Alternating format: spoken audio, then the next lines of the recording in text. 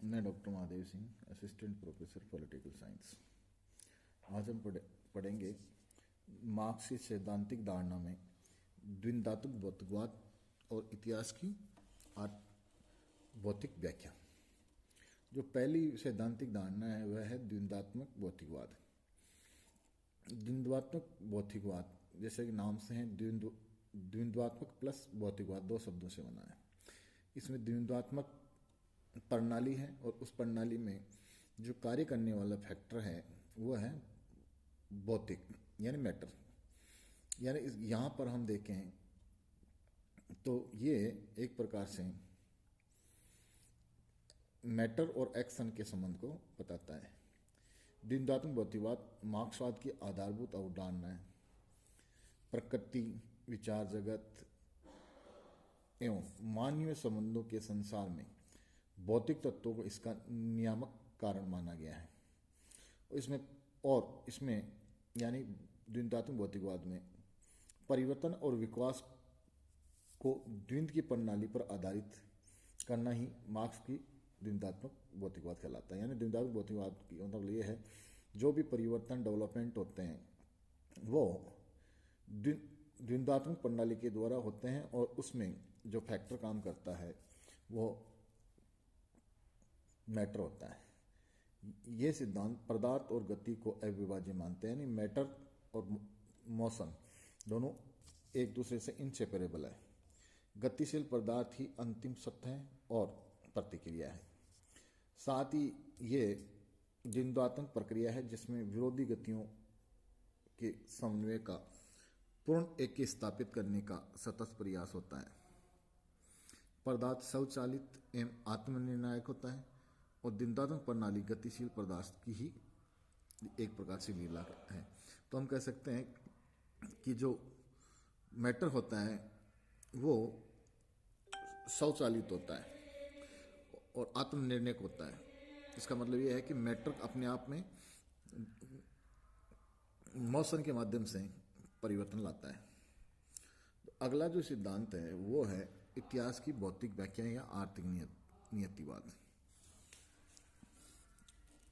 द्वंद्वात्मक भौतिकवाद के सिद्धांत को मानवीय विकास को समझने के लिए ऐतिहासिक विकास पर लागू करने के मार्क्स के प्रयास को हम इतिहास की भौतिक व्याख्या के सिद्धांत के नाम से जानते हैं। यानी जो हिस्टोरिकल डेवलपमेंट हुआ है उसको समझने के लिए हम जो द्वंद्वात्मक भौतिकवाद के सिद्धांत को लागू का प्रयोग करते हैं वो इतिहास की भौतिक व्याख्या कहलाता है।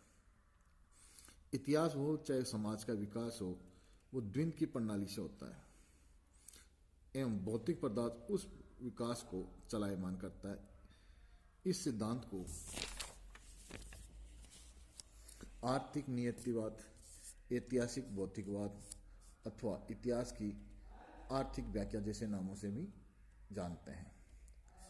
कार्ल मार्क्स का यह मानना है कि सामाजिक विकास सीधी सरल रेखा में नहीं होता है, अपितु वह जो भी विकास होता है वो टेढ़ा मेढ़ा होता है और समाज की प्रगति द्वंद्वात्मक प्रणाली द्वारा होती है।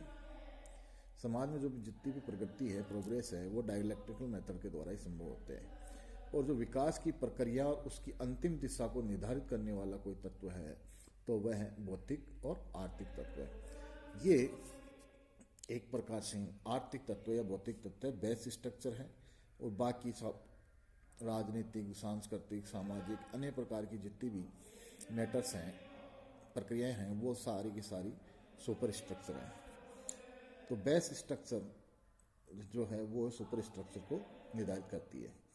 आर्थिक तत्वों से हमारे से तात्पर्य है कि समाज में जो उत्पादन की शक्तियाँ हैं, फोर्सेज ऑफ प्रोडक्शन हैं, जैसे नेचुरल रिसोर्स, प्राकृतिक संसाधन, जल है, भूमि है, मशीन, यंत्र और उत्पादन की कला एवं तत्काल समाज के मानसिक गुण एवं नैतिक गुण।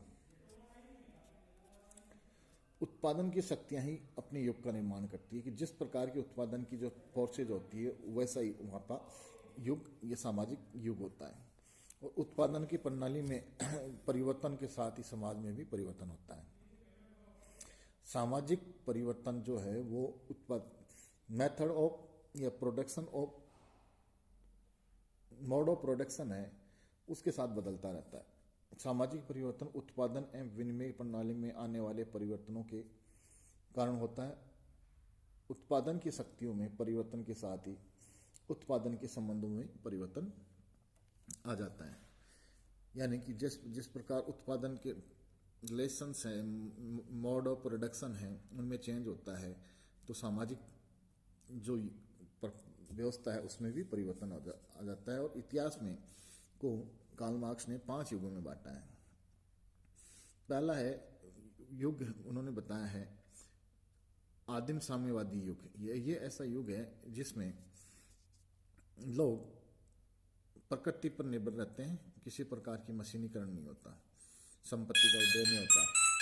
इस प्रकार ये एक प्रकार से वर्ग विहीन आदिम साम्यवादी व्यवस्था होती है। इसके बाद में